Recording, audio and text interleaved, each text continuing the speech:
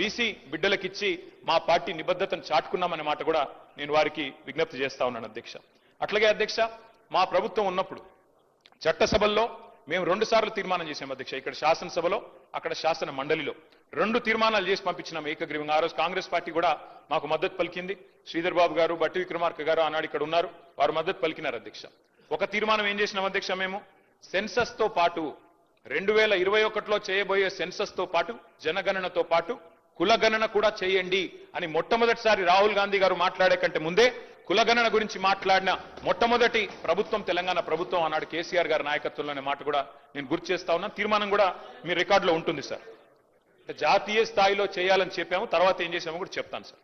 అట్లాగే చట్టసభల్లో కూడా రిజర్వేషన్లు ఇవ్వండి, బలహీన వర్గాలకి శాసనసభలో అదేవిధంగా శాసన మండలిలో పార్లమెంట్ లో కూడా ఓబీసీ రిజర్వేషన్లు తెండి అని చెప్పి కూడా మరొక తీర్మానం కూడా చేసి ఇదే హౌస్ నుండి మనం పంపించాము. కాపీలు ఎల్ఏ మినిస్టర్ గారి దగ్గర కూడా ఉంటాయి అధ్యక్ష, సెక్రటరీ గారి దగ్గర ఉంటాయి, కావాలంటే చూసుకోవచ్చు అధ్యక్ష. అట్లాగే ఆనాడు ఇప్పుడు పెద్దలు మంత్రి గారు మాట్లాడుతూ ఒక మాట అన్నారు అధ్యక్ష, సీలింగ్ పెట్టారు అని. అధ్యక్ష, నేను దయచేసి నేను ఇది రాజకీయం కోసం మాట్లాడలేదు, కానీ కొన్ని విషయాలు ఎందుకంటే తప్పుదో పట్టించకూడదు అధ్యక్ష, ప్రజల్ని కానీ సభ్యుల్ని కానీ తప్పుదో పట్టించకూడదు. ఆ రోజు కమలాకర్ గారు కొంత మాట మాత్రంగా చెప్పే ప్రయత్నం చేసినారు. ఆ రోజు కాంగ్రెస్ ప్రభుత్వం ఆనాడు ఉమ్మడి ఆంధ్రప్రదేశ్లో ఉన్నప్పుడు, కిరణ్ కుమార్ రెడ్డి గారు ముఖ్యమంత్రిగా ఉన్నప్పుడు, ఆ రోజు ఈ చట్టం ఏదైతే ఉందో ఉమ్మడి ఆంధ్రప్రదేశ్లో పంచాయతీరాజ్ చట్టం కానీ మున్సిపల్ చట్టం కానీ వారు తెచ్చారు అధ్యక్ష. సుప్రీంకోర్టులో ఏం జరిగింది అధ్యక్ష ఇంతకీ? సుప్రీంకోర్టు 2010లో రాజ్యాంగ ధర్మాసనం అంటే కాన్స్టిట్యూషనల్ బెంచ్ సరిగ్గా దానికి మించిన బెంచ్ భారతదేశంలో ఇది లేదు. రాజ్యాంగ ధర్మాసనం ఆ రోజు ఒక తీర్పు ఇచ్చింది అధ్యక్ష, 50% సీలింగ్. ఇది కేసీఆర్ గారో తెలంగాణ ప్రభుత్వమో బీఆర్ఎస్ పార్టీయో పెట్టింది కాదు అధ్యక్ష. ఈ సీలింగ్ పెట్టింది సుప్రీంకోర్టులోని రాజ్యాంగ ధర్మాసనం. దాన్ని అతిక్రమించే అధికారం ఈ దేశంలో ఏ ప్రభుత్వానికి లేదు, కేంద్ర ప్రభుత్వానికి లేదు, రాష్ట్ర ప్రభుత్వానికి కూడా లేదు. ఉన్న ఒకే ఒక్క మార్గం అధ్యక్ష, ఒకే ఒక్క మార్గం, మనం పార్లమెంట్ లో అవసరమైతే రాజ్యాంగ సవరణ చేసి 2 పార్టీలు కనుక అనుకుంటే, ఇవాళ మెజారిటీ ఉన్నది బీజేపీకి, అక్కడ ప్రతిపక్షంలో ఉన్నది కాంగ్రెస్ పార్టీ. మాకైతే లోక్సభలో సభ్యులు లేరు, రాజ్యసభలో 4 సభ్యులు ఉన్నారు మాకు. కానీ ఇవాళ కావాలనుకుంటే బీసీలకు నిజంగా న్యాయం చేయాలి అనుకుంటే పరిధి అసెంబ్లీ కాదు అధ్యక్ష. ఇక్కడ మనం ఎంతసేపు ఇక్కడ మాట్లాడినా, ఎంత గట్టిగా మాట్లాడినా, ఒకరి మీద ఒకరు ఎన్ని పంచులేసుకున్నా, పొలిటికల్ డైలాగులు కొట్టినా, నిజంగా న్యాయం జరగాలంటే మాత్రం పార్లమెంటులో రాజ్యాంగ సవరణ ద్వారా మాత్రమే, 9th షెడ్యూల్లో చేర్చడం ద్వారా మాత్రమే ఇది పరిష్కారం అయితే తప్ప వేరే మార్గం లేదు అధ్యక్ష. ఇది వాస్తవం. ఇది ముఖ్యమంత్రి గారికి తెలియదు, కేబినెట్ లో ఉండే మంత్రులకు తెలియదని నేను అనుకోను అధ్యక్ష, వారికి కూడా తెలుసు. కానీ వారు పాపం ఇరుక్కొని పోయినారు అధ్యక్ష. నేను వేరే ఉద్దేశంతో చెప్పట్లేదు. మీరేమనుకున్నారు అధ్యక్ష? బీసీ డిక్లరేషన్ పెట్టినారు అధ్యక్ష కామారెడ్డిలో. పెట్టినప్పుడు పాపం వారు ఏం చెప్పాలి నిజాన్ని చెప్పడం, మేము కేంద్రంలో కూడా అధికారంలోకి వస్తే ఈ రకంగా చేస్తామని చెప్పి ఉండాలి. కానీ ఆదరబాదరగా ఏం చెప్పినారు, 6 నెలల్లోనే 42% రిజర్వేషన్ ఇచ్చేస్తాం అని చెప్పారు అధ్యక్ష. చెప్పిన తర్వాత ఇక్కడ బీసీ సమాజం నుంచి ఒత్తిడి పెరిగినాక ఏం చేయాలి అధ్యక్ష? మరి ఏదో చేసినట్టు ఉండాలని చెప్పి ఇది 4వ ప్రయత్నం. మాకు ఆశ్చర్యంగా ఉంది అధ్యక్ష, ఎందుకంటే చాలా ఆశ్చర్యంగా అనిపిస్తా ఉంది. ఇదే ప్రభుత్వం చెప్పింది అధ్యక్ష. ఏం చెప్పారు మీరు? మొదటిసారి మేము రాజ్యాంగబద్ధంగా సాధిస్తామని మొదటిసారి చెప్పారు, ఒకసారి చెప్పారు. తర్వాత ఆర్డినెన్స్ ద్వారా వస్తామని ఇంకోసారి చెప్పారు. మరొకసారి పార్టీ పరంగా అన్నారు. ఇంకోసారి రాహుల్ గాంధీ గారు ప్రధానమంత్రి అయిన తర్వాత ఇస్తామన్నారు. మళ్ళీ ఈ రోజు మళ్ళీ బిల్ తెస్తా ఉన్నారు. అంటే ఒకటే పార్టీ 5 రకాలుగా మాట్లాడితే, 5 సందర్భాల్లో మాట్లాడితే ఈ రాష్ట్రంలో ఉన్న బీసీ బిడ్డలు చూస్తలేరా అధ్యక్ష? అర్థం చేసుకుంటలేరా మీ నిజాయితీని కానీ, మీ చిత్తశుద్ధిని కానీ? అంటే చిత్తశుద్ధి లేని శివ పూజ చేస్తూ ఇవాళ ప్రతిపక్షం మీద నెపం పెట్టి తప్పించుకుంటామంటే కుదరదు అధ్యక్ష. మేము ఇప్పటికి కూడా చిత్తశుద్ధితో చెప్తున్నాం, సిన్సియర్గా చెప్తున్నాం, సంపూర్ణంగా స్వాగతిస్తాము. మీరే చెప్పారు, గౌరవ ముఖ్యమంత్రి గారు చెప్పారు అధ్యక్ష, ఇదే హౌస్ లో చెప్పారు మార్చిలో. ఏమన్నారు అధ్యక్ష? కేసీఆర్ ప్రభుత్వం ఉన్నప్పుడు కూడా 37% రిజర్వేషన్ స్థానిక సంస్థల్లో ఇవ్వాలి అని చెప్పి ఇక్కడ నుంచి బిల్లు పంపించారు పార్లమెంట్కి. పార్లమెంట్ నుంచి ప్రెసిడెంట్ ఆఫ్ ఇండియాకి పోయింది, ఇంకా ప్రెసిడెంట్ ఆఫ్ ఇండియా దగ్గర పెండింగ్ ఉంది. ఇప్పుడు మనం 42% సాధించాలి అంటే ఆ 37% అని పంపిన ఫైల్ మేము వెనకకు తెప్పించి ఈ 42% పంపిస్తాం ప్రెసిడెన్షియల్ అసెంట్ కోసం అని చెప్పినారు. మరి నేను అడుగుతా ఉన్నా అధ్యక్ష, ఆ రోజు మేము చిత్తశుద్ధితో ప్రయత్నం చేయలేదా? మేము 37% బిల్లు పంపలేదా? ఆ రోజు మరి అంత ప్రయత్నం చేసిన మమ్మల్ని పట్టుకొని ఇవాళ నోటికొచ్చినట్టు మాట్లాడితే ఇది మంచిదా? దయచేసి ఆలోచించండి. ఇంకొక మాట కూడా నేను అడుగుతా ఉన్నా అధ్యక్ష, రాజ్యసభ సభ్యులు మాకు ఇవాళ 4 ఉన్నారు అధ్యక్ష. మా పార్టీ ప్రభుత్వంలో ఉన్ననాడు మాకు అవకాశాలు వస్తే పెద్దలు కేశవరావు గారు, పెద్దలు డి శ్రీనివాస్ గారు, పెద్దలు బండా ప్రకాష్ గారు, పెద్దలు లింగయ్య యాదవ్ గారు, పెద్దలు గాయత్రి రవిచంద్ర గారు, వద్దిరాజు రవిచంద్ర గారు వీరందరినీ కూడా 5గురిని రాజ్యసభకు నామినేట్ చేసింది బలహీన వర్గాల బిడ్డల్ని కేసీఆర్ ప్రభుత్వం కాదా అధ్యక్ష? అవకాశం వచ్చినప్పుడు అద్భుతంగా ఇవన్నీ చేయలేదా మేము? అట్లాగే ఇంకొక మాట కూడా నేను అడుగుతా ఉన్నా అధ్యక్ష. ఎస్, రాహుల్ గాంధీ గారు ఒక నినాదం ఇచ్చారు అధ్యక్ష. జిత్నా ఆబాదీ ఉత్నా హక్, జిత్నీ బాగేదారి ఉత్నీ హిస్సేదారి. మంచి మాట అధ్యక్ష, మంచి మాట, మంచి ఆలోచన, డెఫినెట్లీ ఆచరణీయం, అనుసరణీయం, తప్పకుండా సాధించాలి. కానీ నేను అడుగుతా ఉన్నా అధ్యక్ష, రాహుల్ గాంధీ గారు ఇవాళ ఓట్ చోరీ గురించి దేశం అంతా మాట్లాడుతున్నారు. మరి 42% రిజర్వేషన్ విషయంలో ఇక్కడ జరిగిన ప్రయత్నాన్ని ఎందుకు వారు పార్లమెంట్లో లేవనెత్తలేరు? కాంగ్రెస్ పార్టీకి 100 మంది ఎంపీలు ఉన్నారు అక్కడ. మీరెందుకు గట్టిగా పట్టుబడతలేరు? పార్లమెంట్లో 42% మీద అక్కడ కదా జరగాల్సింది చర్చ, అక్కడ కదా జరగాల్సింది రాజ్యాంగ సవరణ. అక్కడ చేయాల్సిన ప్రయత్నం చేయకుండా ఇక్కడ ఎంత చేస్తే కంఠశోష తప్ప ఏమొస్తుంది అధ్యక్ష? అల్టిమేట్ గా చేయాల్సిన చోట చేయాల్సిన కాడ ప్రయత్నం చేయకుండా ఇక్కడ ఉండే మన బీసీ బిడ్డల్ని మభ్యపెట్టడానికో రేపు స్థానిక సంస్థల ఎన్నికల్లో కొంత ప్రయోజనం పొందడానికో ప్రయత్నం చేసినా ఇవాళ మేధావులు, జస్టిస్ ఈశ్వరయ్య గౌడ్ లాంటి మేధావులు, మన మాజీ రిటైర్డ్ అధికారి చిరంజీవులు గారు లాంటి మేధావులు అందరూ కూడా మాట్లాడుతున్నారు. బలహీన వర్గాల బిడ్డలు బయట వేదికల్లో మాట్లాడుతున్నారు.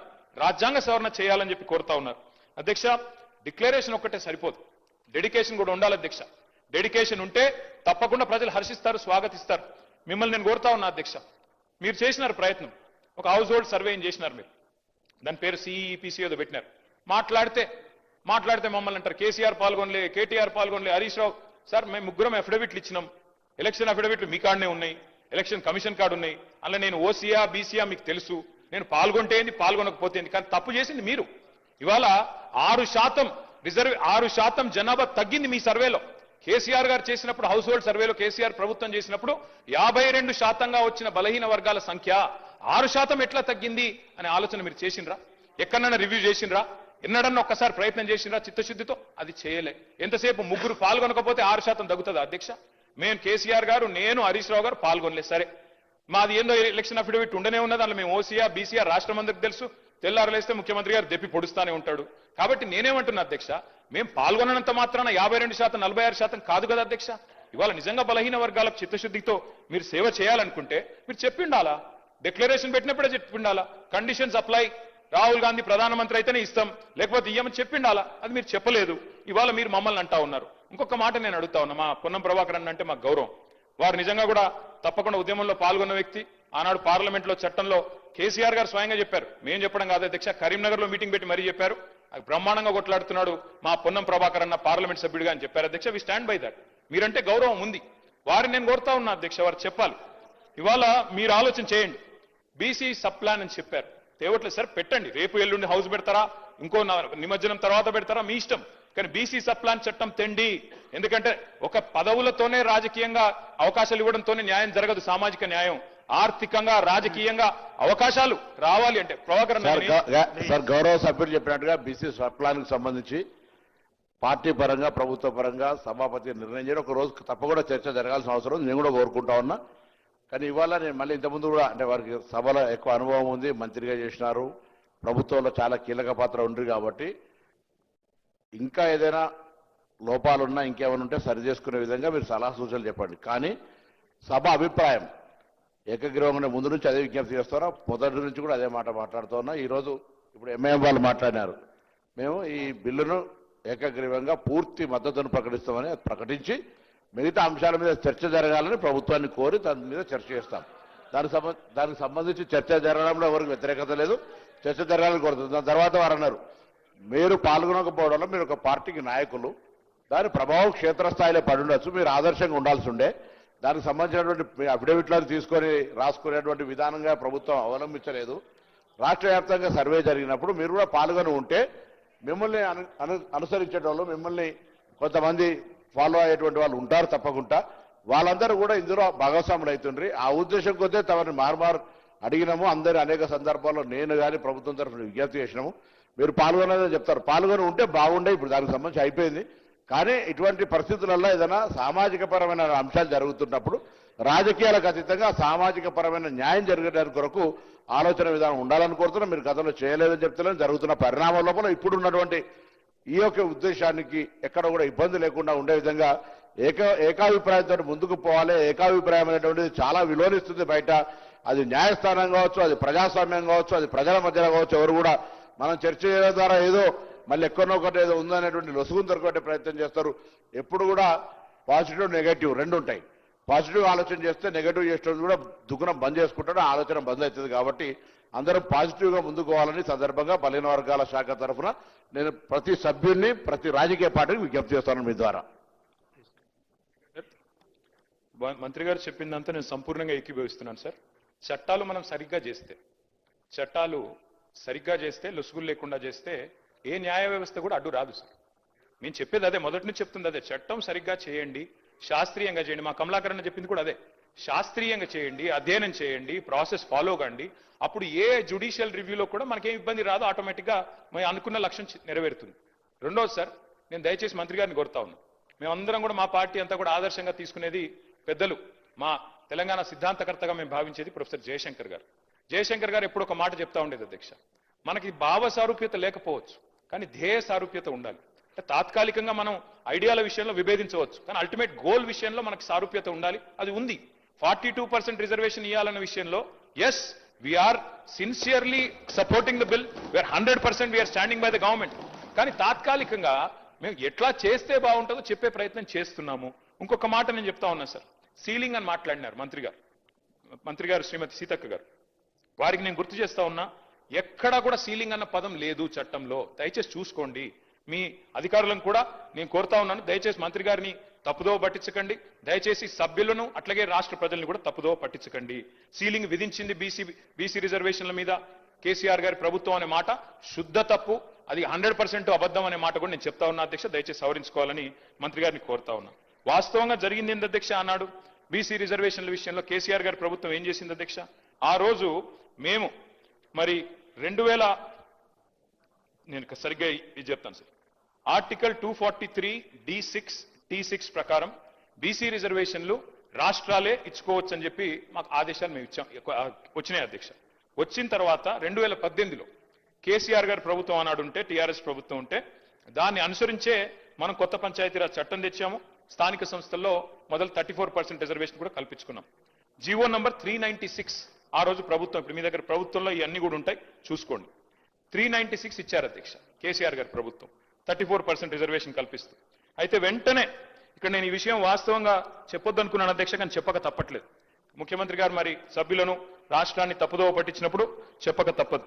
వెంటనే ఆ రోజు తెలంగాణ ప్రభుత్వం కేసీఆర్ గారి నాయకత్వంలో జీవో నంబర్ 396 ఇచ్చి ఆ రోజు బలహీన వర్గాల బిడ్డలకు మనం న్యాయం చేసే ప్రయత్నం చేస్తే స్థానిక సంస్థల్లో ఒక గోపాల్ రెడ్డి అనే ఒక వ్యక్తి, మహబూబ్ నగర్ జిల్లాకు సంబంధించిన వ్యక్తి అధ్యక్ష, హైకోర్టుకు పోయారు, దీన్ని అడ్డుకున్నారు అధ్యక్ష. ఎవరు అధ్యక్ష ఈ గోపాల్ రెడ్డి గారు? ముఖ్యమంత్రి గారికి సన్నిహిత బంధువు, అదేవిధంగా కాంగ్రెస్ పార్టీ నాయకుడు. ఆయన పోయి ఆ రోజు కోర్టుకు పోయి అడ్డుకున్నారు అధ్యక్ష. అడ్డుకోవడం వల్లనే ఆ రోజు కాంగ్రెస్ పార్టీ చేసిన నిర్వాకం వల్లనే ఇది జరిగింది. నేను గౌరవనీయులు కేటీఆర్ గారిని కోరుతా ఉన్నాం, ఇది మేము కూడా ఒకటి అప్పీల్ చేయడం జరిగింది అధ్యక్ష. మేము ఆ మున్సిపల్ బిల్కి సంబంధించి కానీ ఇప్పుడు సీతక్క గారు కూడా ఒక అప్పీల్ చేయడం, చాలా ఇంపార్టెంట్ బిల్కి సంబంధించి. ఇప్పుడు ఆరోపణలు ప్రత్యారోపణలు చేయాలనుకుంటే వేరే డిస్కషన్ సార్. ఈరోజు నేను చెప్తా ఉన్నాం అధ్యక్ష, దానికి సంబంధించి మీరు వేరే రూపంలో పోయి దీన్ని ఆపు చేయకుండా ప్రయత్నం చేయాలని అందరినీ కోరిన, మిమ్మల్ని కోరిన, ఎవరిని కాదు, అందరినీ కూడా ఎవరన్నా ఈరోజు ఈ బిల్లు ప్రవేశపెట్టిన తర్వాత ఏదో రూపంలో పోయి దీన్ని కాంగ్రెస్ ప్రభుత్వానికి మంచి పేరు రావు. కాంగ్రెస్ ప్రభుత్వం అని కాదు, బలహీన వర్గాలకు సంబంధించి దయచేసి ఇంతకుముందు మా సహచరులు పొన్నం ప్రభాకర్ గారు చెప్పినట్టు మీరు ఆమోదం చెప్తా ఉన్నారో లేదో అని 2 విషయాలు చెప్పి ఈ బిల్లును మనం పాస్ చేసుకుంటే బాగుంటుందని మా అభిప్రాయం. అదే మా సలహా, మా సూచన కూడా కోరుతా ఉన్నాను అధ్యక్ష. సీఎం గారు కనుక రాజకీయపరమైన అంశాలు మాట్లాడకపోతే మాకు కూడా మాట్లాడాల్సిన అవసరం లేదు. నేను సభ దృష్టికి, సభ్యుల దృష్టికి, రాష్ట్ర ప్రజల దృష్టికి వాస్తవాలు చెప్పాలి కాబట్టి నేను చెప్పాను. కానీ మాకు వేరే ఉద్దేశాలు లేవు అధ్యక్ష. సంపూర్ణంగా ఈ బిల్లును స్వాగతిస్తున్నాం, సహకరిస్తున్నాం, కావాలి సలహాలు కూడా ఇస్తున్నాం. స్వీకరిస్తారా లేదా మీ విజ్ఞత, దీన్ని మేము చేయగలిగేది ఏమీ లేదు. కానీ వాస్తవాలు చెప్పాలి కాబట్టి 2018లో మేము జీవో తెచ్చిన మాట వాస్తవం. బలహీన వర్గాలకు 34% రిజర్వేషన్లు ఇవ్వాలని సంకల్పించి జీవో నంబర్ 396 తెచ్చిన మాట వాస్తవం. గోపాల్ రెడ్డి అనే నాయకుడు అడ్డుకున్న మాట వాస్తవం. వారు ముఖ్యమంత్రి గారికి దగ్గరి బంధువు అన్న మాట వాస్తవం. మహబూబ్ నగర్ జిల్లా అన్నది వాస్తవం. అందులో నేనే తప్పు చెప్పట్లేదు, వక్రీకరించట్లేదు. అట్లాగే అధ్యక్ష ఇంకొక మాట నేను చెప్పాలి అధ్యక్ష, ఒక్క మాట దయచేసి నేను ప్రభుత్వాన్ని కోరుతా ఉన్నా అధ్యక్ష. మీరు మాట్లాడితే ఇందాక వేరే ఫామ్లో రండి, మరి హౌస్ ఎన్ని రోజులు నడుపుతారో ఇప్పటివరకు చెప్పలేదు అధ్యక్ష. నిన్న మా హరీష్ రావు గారు ప్రశాంత్ రెడ్డి గారు ఇద్దరు బీఎస్సీలో ఉన్నారు, అడిగారు 15 రోజులు నడపండి, ఎరువుల కొరత ఉంది, 15 రోజులు నడపండి, రాష్ట్రంలో వరదలు వచ్చి సమస్యలు ఉన్నాయి, 15 రోజులు నడపండి, బీసీల సమస్య చర్చిద్దాం, బీసీ డిక్లరేషన్ ఒక రోజు పెట్టండి అధ్యక్ష. బీసీ డిక్లరేషను, ఫార్మర్ డిక్లరేషను, యువజన డిక్లరేషను, ఎస్సీ ఎస్టీ డిక్లరేషన్ పెట్టండి, 15 రోజులు హౌస్ నడపండి. కానీ ప్రభుత్వం పారిపోతుంది అధ్యక్ష, హౌస్ నడపడానికి సిద్ధంగా లేరు. మేమేం చేస్తాం అధ్యక్ష దానికి? Service we take a strong objection అధ్యక్ష. మేము ఇక్కడే ఉన్నాం అధ్యక్ష, వాళ్ళలాగా పారిపోలేదు. ఈ రోజు కూడా మేము స్పష్టంగా చెప్పడం జరిగింది, మా అభిప్రాయం బీఎస్సీలో చెప్పడం జరిగింది.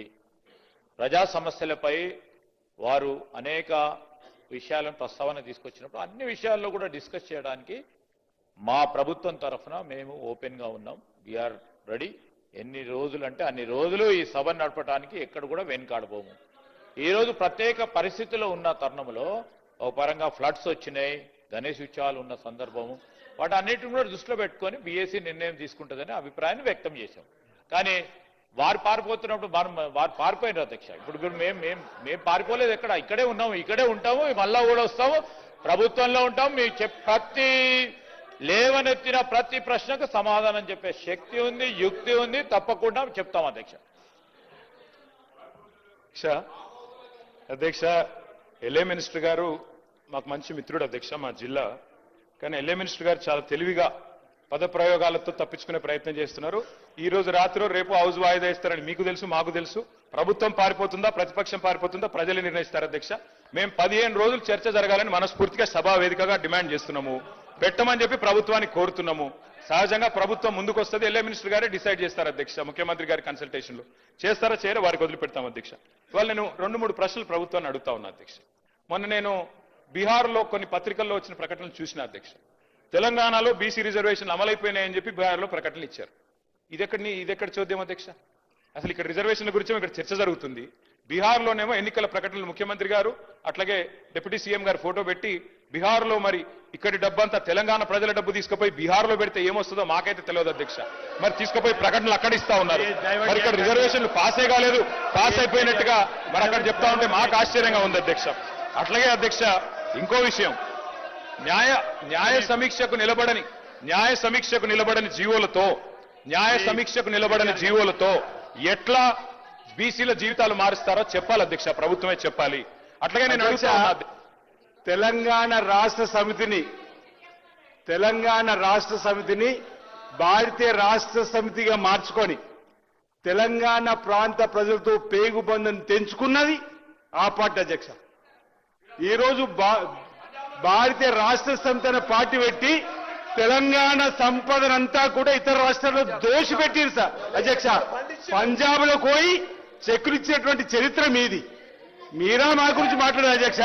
మహారాష్ట్రలో ఒక్కొక్క మీటింగ్ కోసం 100 కోట్లు ఖర్చు పెట్టి ఒక సర్పంచ్ కూడా గెలవని పరిస్థితి ఆ రోజు బీఆర్ఎస్ పార్టీ అధ్యక్ష. ఈరోజు తెలంగాణ అప్పుల కుప్ప రాష్ట్రంగా మారిందంటే మీ ఆలోచన వల్ల. ఈరోజు 8 లక్షల కోట్లు అప్పుడే తీసుకుపోయినటువంటి పరిస్థితి అధ్యక్ష. అప్పుడంగా హిందీ రాష్ట్రాల్లో 1000 కోట్లతో భారతీయ రాష్ట్ర సమితికి సంబంధించినటువంటి వారు ఇక్కడి కార్యక్రమం అక్కడ అమలు చేసినట్టుగా చూపేటువంటి కార్యక్రమం చేసి ఈ రాష్ట్ర సంపదను లూటి చేసినటువంటి వీళ్ళ ఈరోజు మన గురించి మాట్లాడే అధ్యక్ష. ఈరోజు మాది జాతీయ పార్టీ కాబట్టి అక్కడికి మా నాయకులు, మా ముఖ్యమంత్రి గారు, ఉప ముఖ్యమంత్రి గారు వెళ్లి వచ్చిన సందర్భాన్ని కూడా తప్పటి విధంగా మాట్లాడితే ఎట్లా అధ్యక్ష? ఈరోజు మన తెలంగాణ సంపద అంతా కూడా ఇతర రాష్ట్రాల్లో పంచి వచ్చింది అన్నట్టు ముఖ్యమంత్రి అధ్యక్ష. ఈరోజు సభ నడుస్తుంది, ఇందులో ఉన్నాం, సభ పారిపోతుంది అధ్యక్ష అంటున్నారు. 22 నెలలైంది అధ్యక్ష రాంజీ ప్రతిపక్ష నాయకుడు కదా అధ్యక్ష. ఈ రోజు కూడా ఇంత బీసీలకు సంబంధించిన అంశం కానీ కాళేశ్వరం సంబంధించిన అంశం జరగబోతుంది.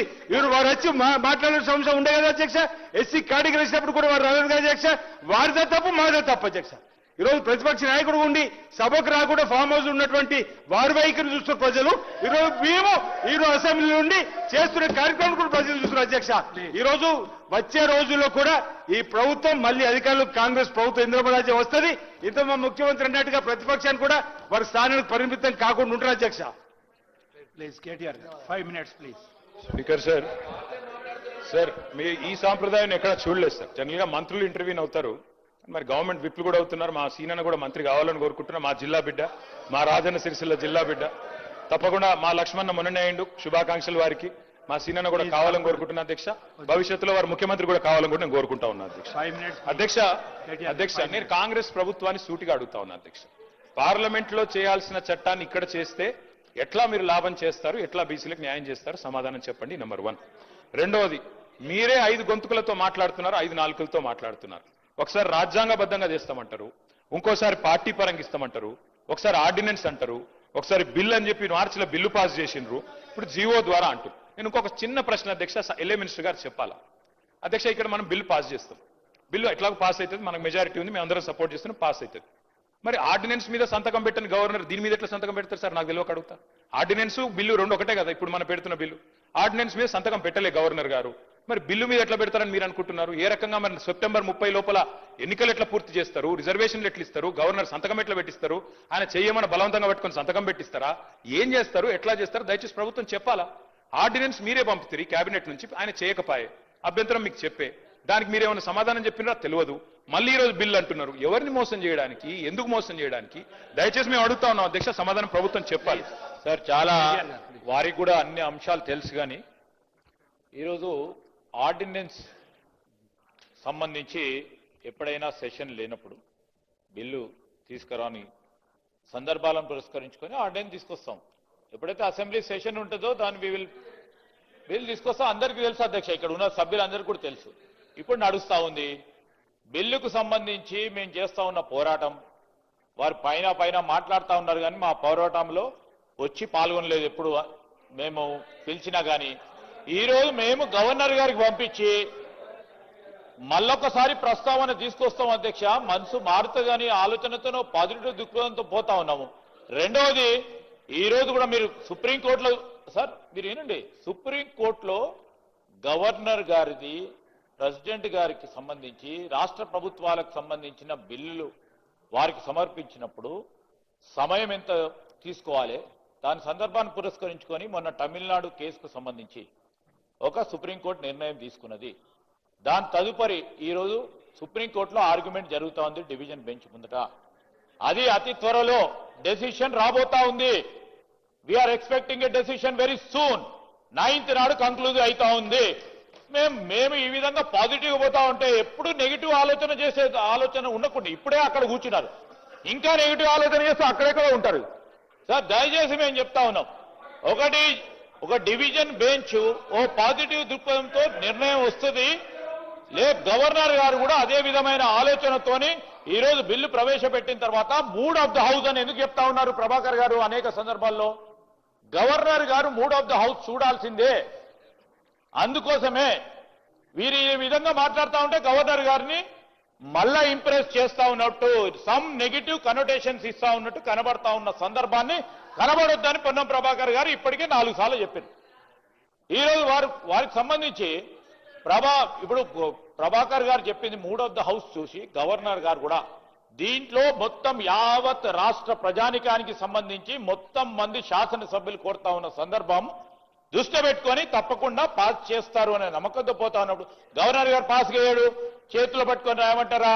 ఆయన ఏం సరి ఆయన నెగిటివ్ కనోటేషన్ తో పోకుండా పాజిటివ్ దృక్పథంతో బలహీన వర్గాలకు మేలు జరగాలనే ఒక కాంక్ష ఉండాలి, ఒక చిత్తశుద్ధి ఉండాలి. మనసులో ఉంటే తప్పకుండా ఇవాళ కాకుండా రేపైతే బాగుండాలి. వాళ్ళకి లేదు. వారు కూడా అన్నారు అధ్యక్ష, బలహీన వర్గాలకు సంబంధించి కేసీఆర్ గారు మాట్లాడింది కాదంటలేదు. ఈరోజు అదేవిధంగా బీసీ సప్లాన్ గురించి 2014లో 2-3 మార్లు మాట్లాడిండ్రు. మేము లేకపోవచ్చు, ఇక్కడ ఉన్న ఇతర గౌరవ సభ్యులు ఉన్నారు, ఇక్కడ బట్టి విక్రమార్క గారు ఉన్నారు. ఈరోజు మేము చెప్తా ఉన్నాం 2014లో బీసీ సప్లాన్ పెడతామని ఇదే శాసనసభలో అదే పార్టీకి సంబంధించిన నాయకులు మాట్లాడటం జరిగింది అధ్యక్ష. ఈరోజు మేము సైంటిఫిక్ గా ఎంపరికల్ డేటాను కలెక్ట్ చేసుకొని మరి పోతా ఉన్న సందర్భాన్ని ఇవాళ కాకుంటే రేపో ఎల్లుండో దాన్ని తప్పకుండా చేసి తీరుతాము.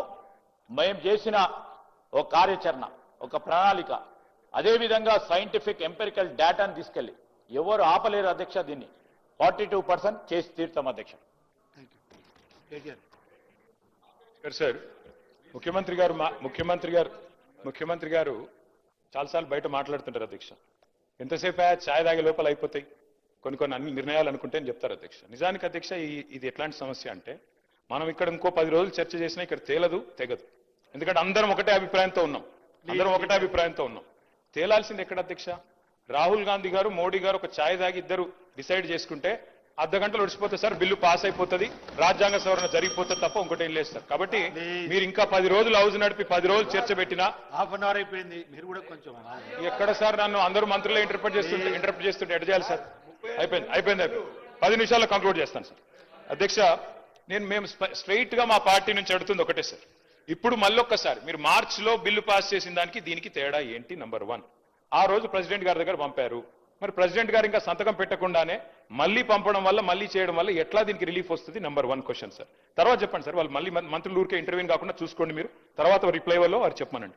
కోర్టుల్లో ఎందుకంటున్నా అంటే మనం చట్టాలు సరిగ్గా చేస్తే ఏ కోర్టు కూడా ఏం చేయలేదు.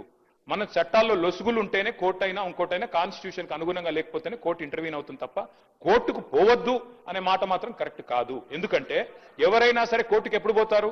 ప్రభుత్వాలే చట్టాలకు తూట్లు పొడిస్తే, ప్రభుత్వాలే చట్టాలకు మరి లోబడి పనిచేయకపోతే కోర్టుకు పోతారు, జ్యుడిషియల్ రివ్యూ ఉంటది. పోవద్దు అనే మాట తప్పు. డెఫినెట్ గా ప్రజలు ఎవరము కోర్టుకు పోవద్దని అనడం లేదు. మేము ఆ న్యాయస్థానాల పట్ల గౌరవం ఉంది, కానీ మీ మాటలు కోర్టుకు పోవాలే అని అటువంటి సంకేతాన్ని ఇచ్చే విధంగానే మీరే పోతారు అనేటువంటి విధంగా సంకేతం ఇచ్చే ప్రయత్నం జరుగుతోంది. ఇంతకంటే మీరు అన్నట్టుగా నరేంద్ర మోడీ గారు రాహుల్ గాంధీ గారు ప్రధాన ప్రతిపక్షంగా కూర్చుంటే షెడ్యూల్ 9 ప్రకారంగా వస్తుంది. కానీ ఇలా రాజ్యాంగంలో సుప్రీంకోర్టు జోక్యం చేసుకొని తమిళనాడు కోర్టు ప్రభుత్వంకు సంబంధించిన నివేదికల మీద చర్చించింది. నేను ఇవాళ మీ ద్వారా కోరుతా ఉన్నా, గౌరవ పార్టీ పరంగా మాకు సంబంధించిన కొంతమంది మంత్రులు, సిపిఐ నాయకులు కూనంనేని సాంబశివరావు గారు ఎంఐఎం తరఫున, అదేవిధంగా బీజేపీకి సంబంధించి మీరు వర్కింగ్ ప్రెసిడెంట్గా మీరు, మీ బలహీన వర్గాల మంత్రి కమలాకర్ గారు రండి. రేపు గవర్నర్ గారు కలిసి 3వ హౌస్కు సంబంధించి వివరిద్దాం. దీనికి సంబంధించి ముందుకు పోయే ప్రయత్నం చేద్దాం. ఎవరైనా అటువంటి ప్రయత్నాలు ఆపడానికి ప్రయత్నం చేస్తే అడుగుదాం. ఇది గాక ఏ మార్గం చెప్తారో చెప్పండి, తప్పకుండా దాని ప్రకారం 42% బీసీలకు స్థానిక సంస్థలో వాటా ఇస్తూ ఎన్నికలు నిర్వహించాలనేది మా ప్రభుత్వ ఉద్దేశం. దీనికి సంబంధించి రాజ్యాంగపరమైన అంశాలకు సంబంధించి ఇబ్బందులు ఉన్నటువంటి మాట వాస్తవమే. దాన్ని ఏ విధంగా ఓవర్కమ్ అవుతామో దానికి సంబంధించి అన్ని రకాలుగా ప్రయత్నం జరుగుతున్నది కాబట్టి చేస్తా ఉన్నాం. ఈరోజు ఆర్డినెన్స్ తొలగించడానికి సంబంధించి తొలగించిన తర్వాతనే మేము పెట్టిన 42% సంబంధించి గతంలో మార్చిలో తెచ్చిన తర్వాత గవర్నర్ గారి దగ్గర నుంచి రాష్ట్రపతికి పోయినటువంటి మాట మీకు తెలియదా? తమిళనాడు ప్రభుత్వానికి సుప్రీంకోర్టు ఎటువంటి ఊరట ఇచ్చిందో తెలియదా? ఇవన్నీ తెలిసిన తర్వాత కూడా మీరు అట్లా మనం నెగటివ్ గా కోర్టుకు పోవద్దని చెప్తారు. మేము ఎప్పుడు కోర్టుకు పోతాను, కోర్టుల పట్ల అపారమైనటువంటి విశ్వాసం ఉన్నది. కానీ మనం కోర్టుకు పొమ్మని ప్రొవోక్ చేసేటువంటి విధానం మంచిది కాదు. దయచేసి నేను మళ్ళీ చెప్తున్నా, టీఆర్ఎస్ పార్టీగా ఎవరో పాత కాంగ్రెస్ నాయకుడు పోయిండని చెప్పి మీరు ఎట్లా చెప్తారో భవిష్యత్తులో అటువంటి కలంకం తెచ్చుకునే చర్చ చేసేటువంటి అవకాశాలు లేకుండా ఉండండి. ఈరోజు దీనికి సంబంధించి క్షుణ్ణంగా తెలంగాణ వ్యాప్తంగా బలహీన వర్గాలకు సంబంధించి మనం ఢిల్లీలో ధర్నా పెడితే అధ్యక్ష సంబంధం లేకుండా గ్రామీణ ప్రాంతాల నుంచి స్పందన వచ్చినటువంటి పరిస్థితి. ఇలా గ్రామీణ ప్రాంతాల భావోద్వేగాల వ్యాప్తి జరిగి చర్చ జరుగుతోంది. ఈ చర్చను టీఆర్ఎస్ పార్టీ చేస్తున్నటువంటి కోర్టు ఇతర ప్రస్తావనలని క్షేత్రస్థాయిలో గమనిస్తా ఉన్నారు. దయచేసి పార్టీ స్టాండ్ స్పష్టంగా చెప్పి ఏకాభిప్రాయంగా తీర్మానం తీసుకొని నేను రేపు ఉదయం గవర్నర్ గారు టైం తీసుకుంటాం, మన అభిప్రాయాన్ని వారికి ఎట్లా ప్రధానమంత్రి గారి సమయాన్ని పాయల్ శంకర్ గారో లేకపోతే మహేశ్వర రెడ్డి గారు ఇప్పలేకపోవచ్చు. తప్పకుండా గవర్నర్ గారు విజ్ఞప్తి చేస్తాం, పోయి రిప్రజెంటేషన్ చేద్దాం రమ్మని చెప్పి కోరుతా ఉన్నా. దీనికి సంబంధించి అపశకనాలతో ప్రారంభమయ్యే సభ అపశకనంగా మాట్లాడకుండేటువంటి విధంగా ఉండాలని సందర్భంగా మరొకసారి గౌరవ నాయకులందరికీ పార్టీలకు విజ్ఞప్తి చేస్తున్నాను. ఇంటర్వ్యూ అయితే ఎట్లా సార్? రిప్లైలో చెప్పొచ్చు, ఈ కొత్తగా ఏం చెప్పలేదు వారు, రిప్లైలో చెప్తే చాలు. నేను 5-10 నిమిషాలు కంక్లూడ్ చేస్తాను సార్.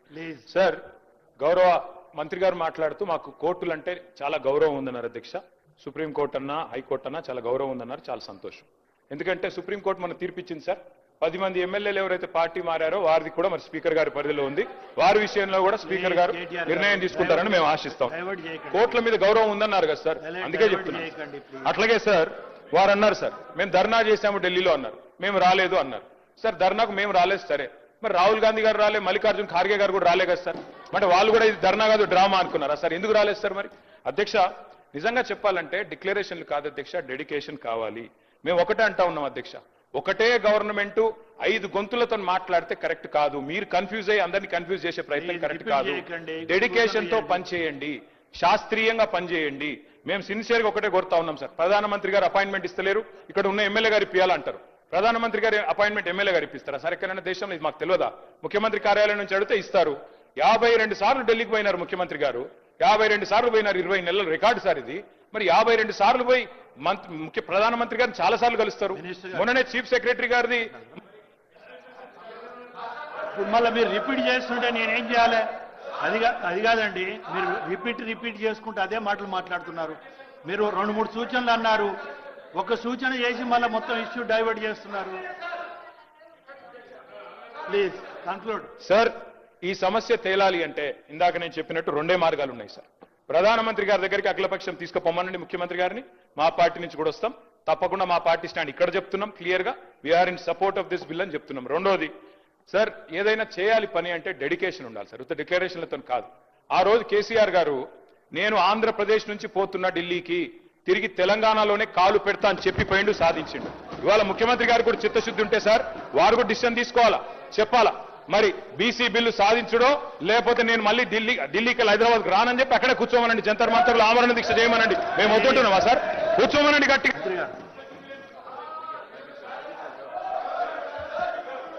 సార్ కేటీఆర్ గారు మరి మేము పెట్టినటువంటి ఈ సీలింగ్ సంబంధించి ఏదైతే ఉందో 2018 పంచాయతీరాజ్ చట్టం మినిస్టర్ గారు. సవరించుటకై బిల్లు పెట్టినాం అధ్యక్ష. కంక్లూడ్ చేస్తారు, కంక్లూడ్ చేస్తారా ప్లీజ్? స్పీకర్ సార్, కంక్లూడ్ చేస్తారు. స్పీకర్ సార్, నేను తప్పు మాట్లాడుతున్నానా, అన్పార్లమెంటరీ మీరు మాట్లాడుతున్నానా? డైవర్ట్ డెడికేషన్ చేస్తున్నారు. ఉండాలి ప్రభుత్వానికి అని చెప్తున్నాను. సూచనలకు వినే ఓపిక లేకపోతే ఎట్లా సార్? మీరు ఇష్యూ ఇంత డైవర్ట్ ముఖ్యమైన బిల్లు సాధించాలి అంటే, హక్కులు సాధించాలి అంటే ముఖ్యమంత్రి గారు ఆమరణ దీక్ష చేయండి అని చెప్తున్నాను. తప్పే ఉంది సార్. వారు 20 సార్లు అన్నారు. అట్లాగే చివరికి ఒకటే మాట సార్, ప్రధానమంత్రి గారు అపాయింట్మెంట్ ఇస్తలేడు అంటున్నారు ముఖ్యమంత్రి గారు. ఎందుకు ఇస్తలేడు సార్ అపాయింట్మెంట్? ఒకటే కారణం, ముఖ్యమంత్రి గారు స్వయంగా చెప్తున్నారు బహిరంగ వేదికల మీద, ఢిల్లీలో అపాయింట్మెంట్లు ఇస్తలేరు, ఇస్తే చెప్పులు ఎత్తుకపోతాడేమో అని చూస్తున్నారు అంటున్నారు. ఇట్లా మాట్లాడినాక అపాయింట్మెంట్లు వస్తాయా సార్? అందుకే ముఖ్యమంత్రి గారి భాష మార్చుకోండి, బుద్ధి మార్చుకోమని చెప్తూ మా పార్టీ సపోర్ట్ తెలియజేస్తాం. ప్లీజ్ ఒక్క నిమిషం అమ్మా. మినిస్టర్ గారు ఒక్క నిమిషం. స్పీకర్ సార్, డెడికేషన్ ఉంది కాబట్టే ఒకే మార్గం ఎంచుకొని ఆ మార్గం విఫలమైతే వెనక్కి జరగలే అధ్యక్ష. ఒక మార్గం కాదు, 2 మార్గం కాదు, 5 మార్గాలు కాదు, ఇంకొక మార్గం ఏదైనా ఉంటే కూడా చూద్దాం. ఆ మార్గాన్ని చెప్పడానికే మళ్ళొకసారి ప్రయత్నం చేస్తున్నాం అధ్యక్ష. ప్రతిసారి కన్క్లూడ్ చేసి నా సభకు లేదా ఈ ప్రయత్నానికి ఒక మంచి సూచన ఇచ్చే విధంగా ముందుకు పోవాలి తప్ప దాని కాంట్రవర్సీ విధంగా వాళ్ళేం అనడం దానికి మేము జవాబు చెప్పే విధంగా ముందుకు పోయి ఎక్కడి కన్ఫ్యూజన్ చేసేది మేము కాదు అధ్యక్ష. మా ఐడియాలజీలో నిండా మనసుతో ముఖ్యమంత్రి గారికి ఉంది, మా సభ్యులందరికీ ఉంది. ఏంది, ఏ ప్రయత్నం చేసైనా 42%తోనే మనము ఎలక్షన్స్ కి పోదామనే సంకల్పం ఉంది కాబట్టి ఈ ప్రయత్నాలు జరుగుతున్నాయి అధ్యక్ష. ప్రతిసారి కామెంట్ చేసి దాన్ని తప్పుదోవ పట్టించే ప్రయత్నం చేయడం సరైనది కాదు అధ్యక్ష. Thank you. సాంబశివరావు గారు ప్లీజ్. సాంబశివరావు గారు. Thank you sir. అసెంబ్లీలో ఒక్క నిమిషం. సాంబశివరావు శ్రీనివాస్. అధ్యక్ష, మా గౌరవ ముఖ్యమంత్రి గారిని పట్టుకొని వారు మాట్లాడిన మాటల్ని తీవ్రంగా ఖండిస్తున్నారు అధ్యక్ష. మా గౌరవ ముఖ్యమంత్రి రేవంత్ రెడ్డి గారికి రాహుల్ గాంధీ గారి అపాయింట్మెంట్ ప్రతి సందర్భంలో దొరుకుతుంది, ప్రతి సందర్భంలో కలిసి వస్తున్న సందర్భం కూడా బయట ప్రపంచం తెలుసు. ఇటీవలనే అటు ప్రియాంక ఇటు రాహుల్ గాంధీ మధ్యలో రేవంత్ రెడ్డి గారు తెలంగాణ ముఖ్యమంత్రికి అరుదైన గౌరవం దక్కిందనేటువంటి ఫోటోలు కూడా మనకు కనిపిస్తున్నాయి. ఇందిరాభవన్ లో మన తెలంగాణ సంబంధించిన ఈ బీసీ బిల్లుకి సంబంధించిన పవర్ పాయింట్ ప్రెజెంటేషన్ ఇచ్చిన రోజు కూడా అభినందించిండు. ఆ తర్వాత పార్లమెంట్ సభ్యులతో కలిసి డిన్నర్ లో కూడా వారు రాహుల్ గాంధీ గారు ప్రత్యేక రేవంత్ రెడ్డి గారిని ఉప ముఖ్యమంత్రి గారిని కూడా పిలిచిండ్రు. తల్కతోరో స్టేడియంలో ఆల్ ఇండియా ఓబీసీ సమావేశంలో కూడా రేవంత్ రెడ్డి గారి పనితీరును మన రాష్ట్ర మంత్రివర్గ పనితీరును మన కులగానికి సంబంధించి మెచ్చుకున్నాడు. దేశం మొత్తం కూడా ఈరోజు తెలంగాణ రోల్ మోడల్ అని చెప్పింది అధ్యక్ష. ఈరోజు వాళ్ళు మా నాయకులకు సంబంధించిన దానిలో విభేదాలు సృష్టించాలని చేసే ప్రయత్నం కరెక్ట్ కాదు అధ్యక్ష. వాళ్ళు మేము 52 సార్లు మా ముఖ్యమంత్రి గారు వేయరు, 52 సార్లు మా పార్టీ మా నాయకుడు 52 సార్లు వెళ్ళింది కూడా ఈ రాష్ట్ర ప్రయోజనాలు దృష్టిలో పెట్టుకుపోయినాం. మాకు బేస్యాలు లేవు అధ్యక్ష. మీలాగా బేస్యాలకు పోయి రాష్ట్రానికి ఇబ్బంది జరిగినటువంటి మీ నాయకత్వంలో ఈరోజు మా ముఖ్యమంత్రి రేవంత్ రెడ్డి గారికి గౌరవం ఉన్నది. గౌరవం రాహుల్ గాంధీ దగ్గర కానీ, శ్రీమతి సోనియా గాంధీ గారి దగ్గర కానీ, మా మల్లికార్జున్ ఖార్గే దగ్గర కానీ, మా జాతీయ పార్టీ సందర్భం వచ్చినప్పుడు మీకు కలిసి పనిచేస్తాం, కలిసి ముందుకు పోతాం. ఈ విధంగా అనుచిత వ్యాఖ్యలు మీరు మా ముఖ్యమంత్రి రేవంత్ రెడ్డి గారు అంటేనే కళ్ళలో నిప్పులు వేసుకుంటారు అధ్యక్ష. ఎందుకో మా రేవంత్ రెడ్డి గారు అంటే ఇంత ఈర్ష ద్వేషము ఎందుకో మాకు అర్థమవుతలేదు. ఈ ప్రభుత్వం వచ్చిన 3 రోజుల నుంచి కూలిపోని చెప్పి 20 మాసాలు దాటింది. బ్రహ్మాండంగా మా ముఖ్యమంత్రి ఉప ముఖ్యమంత్రి మంత్రులందరూ కూడా ఈ రాష్ట్రాన్ని పరిపాలిస్తుంటే చూస్తూ లేని సందర్భం. ఈరోజు ఈ బీసీలకు సంబంధించి ఒకటే మాట చెప్పు, 50% క్యాప్ ఎత్తివేయడానికి కోసం ఆర్డినెన్స్ పైన జరుగుతున్నటువంటి సవరణ బిల్లుపై చర్చ. 42% బిల్లు ఆల్రెడీ 42% బిల్లు ఆమోదం పొందింది, కేంద్ర ప్రభుత్వం పెండింగ్ ఉంది. బీఆర్ఎస్ ప్రభుత్వం 50% క్యాప్ వేసినటువంటి దాన్ని దాన్ని ఎత్తివేయడానికి కోసం ఆ రోజు 50% లిమిట్కే మీరు పరిమితం. 2018లో సుప్రీంకోర్టుకి ఏమి ఇచ్చారు అధ్యక్ష? ఈసారి ఆఖరికి మీరు ఈ చట్టం అవకాశం ఇవ్వండి, ఈ 50% పరిమితులు చేస్తామన్నారు. ఒకవేళ ఈసారి ఇట కులగణన జరిగి ఉండకపోతే మన డెడికేషన్ తో ఈ ప్రభుత్వం ముందుకు పోయి ఉండకపోతే ఈసారి కూడా బీసీలకు అసలు రిజర్వేషన్లు కూడా ఓడిసిన పరిస్థితి ఉండే అధ్యక్ష. ఎస్సీ ఎస్టీలతో ఓపెన్ మిగతా ఓపెన్ జనరల్ గా ఓడిసిన పరిస్థితి ఉండే. ఈరోజు కులగణన జరగడం వల్ల ఈరోజు ఈ అవకాశం వచ్చింది కాబట్టి ప్రయత్నం చేస్తున్నాం బీసీ బిడ్డ 42% రిజర్వేషన్ అని. ఇది కూడా అర్థం ఉన్నప్పటికీ ఆలోచించుకున్నప్పుడు కూడా ఈరోజు అబాండాలు వేసే ప్రయత్నం చేస్తున్నారు. ఇది సరైనది కాదనేది మీ ద్వారా తెలియజేస్తున్నారు అధ్యక్ష. ప్లీజ్ అట్నే చెప్పులు చేసి అని ఏదైతే పదం ఉందో దాన్ని డిలీట్ చేస్తున్నా please. Sir thank you sir. ఈరోజు అసెంబ్లీలో చర్చ చేస్తూ ఉంటే